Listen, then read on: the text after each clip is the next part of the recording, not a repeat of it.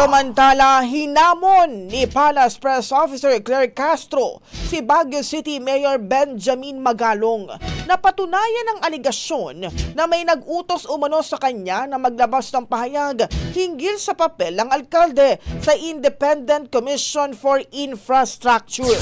Binigang diin ni Castro na dapat ang itigil ang guessing game at pang-iintriga sa kanyang trabaho lalo't walang ebidensyang sumusuporta sa paratang ni Magalong.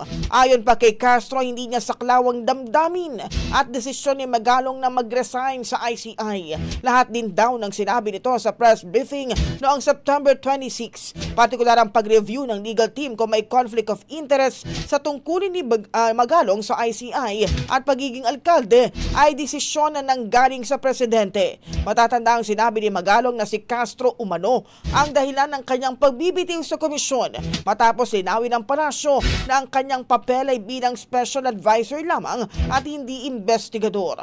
Nilinaw din ni Castro na si Magalong lamang ang nag-presume sa isang panayam sa kanya na siya ay may tungkuling mag-imbestiga. Bagay na taliwas sa opisyal na pahayag ni Pangulong Ferdinand Marcos Jr. hinggil sa saklaw ng tungkulin ng mga miyembro ng ICI noong September 15. Ang bahaging ito ay hatid sa atin ng PowerCell Salabat, ginhawa ng bawat nangangarap.